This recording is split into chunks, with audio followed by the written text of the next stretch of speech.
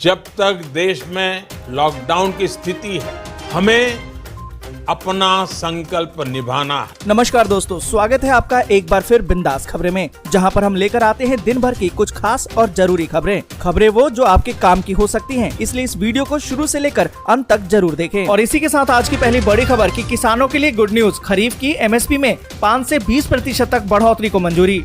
आपको बता दें कि खरीफ की फसलों के न्यूनतम समर्थन मूल्य यानी कि एमएसपी पर 5 से लेकर 20% तक की बढ़ोतरी को कैबिनेट से मंजूरी मिलने की खबर अब सामने आ गई है।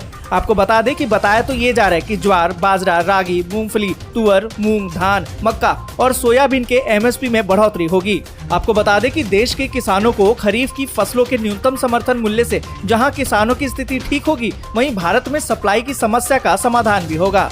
और इसी के साथ अगली बड़ी खबर की डराने लगी है कोरोना की रफ्तार, फिर से हॉटस्पॉट बनने की राह पर है महाराष्ट्र। अकेले मुंबई में 1765 नए मामले। आपको बता दें कि महाराष्ट्र और मुंबई में कोरोना की तेज रफ्तार ने सबको हैरान कर दिया है। महाराष्ट्र एक बार फिर से कोरोना संक्रमण का हॉटस्पॉट बनने की राह पर है। महाराष्ट्र में बीते 24 घंटे में कोरोना के 2701 नए मामले सामने आए। अकेले मुंबई की बात करें तो 1765 नए केस दर्ज किए गए हैं और यही नहीं, पॉजिटिविटी रेट में भी बड़ा उछाल दर्ज किया गया है। इसके साथ ही देश में कोरोना संक्रमण के मामले 5000 को पार कर गए हैं। आपको बता दें कि राज्य में सक्रिय मामले बढ़कर 9806 हो गए हैं।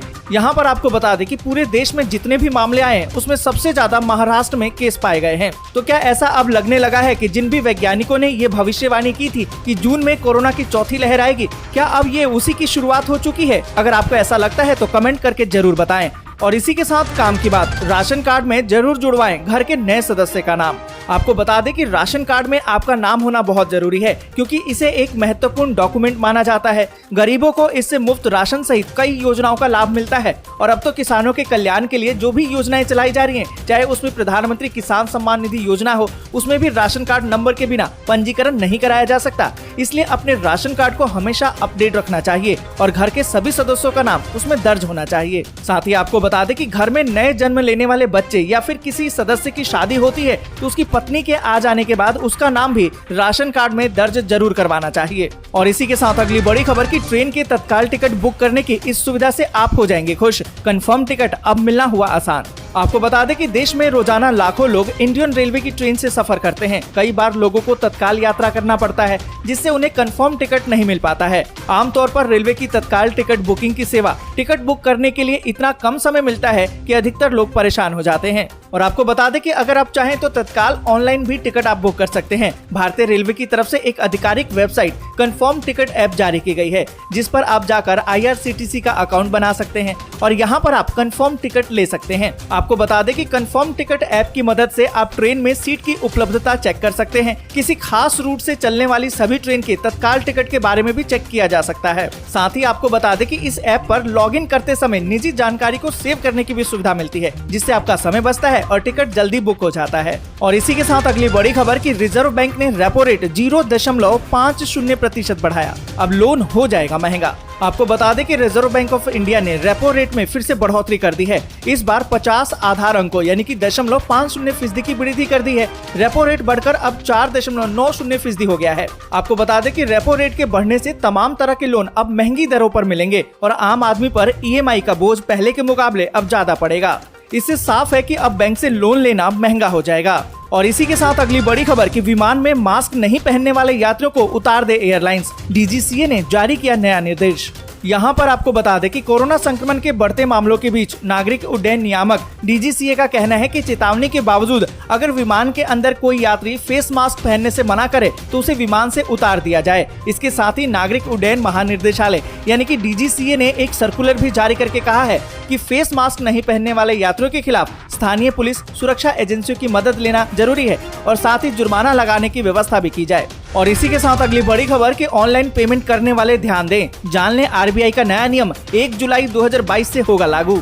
आपको बता दें कि अगर आप ऑनलाइन पेमेंट का इस्तेमाल करते हैं तो आपके लिए जरूरी खबर है। दरअसल रिजर्व बैंक ऑफ इंडिया यानी कि आरबीआई की तरफ से मर्चेंट वेबसाइट पर ऑनलाइन पेमेंट करने के लिए कार्ड को टोकनाइज्ड करने का आदेश जारी किया गया है और ये नया नियम 1 जुलाई 2022 से देश भर में लागू हो जाएगा। मतलब साफ है कि अगर आप ई कॉमर्स पोर्टल पर खरीदारी करते हैं तो ये जरूरी है कि आप अपने कार्ड को टोकनाइज्ड करा लें। यहाँ पर आपको बता दें कि टोकनाइजेशन का मतलब क्रेडिट और डेबिट कार्ड के विवरण को टोकन नामक वैकल्पिक कोड में बदलना है और इस व्यवस्था के तहत ऑनलाइन व्यापारियों को अब अपने ग्राहकों के कार्ड को अपने प्लेटफॉर्म पर स्टोर करने के लिए कार्ड डेटा के बजाय टोकन नंबरों का उपयोग करना होगा। और इन सभी के साथ अगली बड़ी खबर की दिल्ली पुलिस का बड़ा दावा, लॉरेंस बिश्नोई है मूसेवाला की हत्या का मास्टरमाइंड।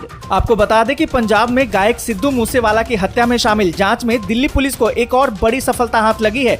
दिल्ली पुलिस की स्पेशल सेल ने एक शूटर को गिरफ्तार किया है। ये गिरफ्तारी पुणे से की गई है। दिल्ली पुलिस की स्पेशल सेल ने ये कार्रवाई महाराष्ट्र पुलिस की मदद से की है। आपको बता दें कि दिल्ली पुलिस ने अपने प्रेस वार्ता में बड़ा खुलासा करते हुए कहा है कि ये हत्या पूरी प्लानिंग के साथ की गई है। कई राज्यों में पुलिस हत्याकांड की जांच के लिए लगातार छापेमारी कर रही है और इस हत्या के लिए पूरी प्लानिंग कई महीनों से की गई है। और इसी के साथ अगली बड़ी खबर की पुतिन ने किया साफ, रोक हटेगा तो गेहूं का होगा निर्यात। कहा कि प्रतिबंधों के रहते समुद्र में आवागमन संभव नहीं।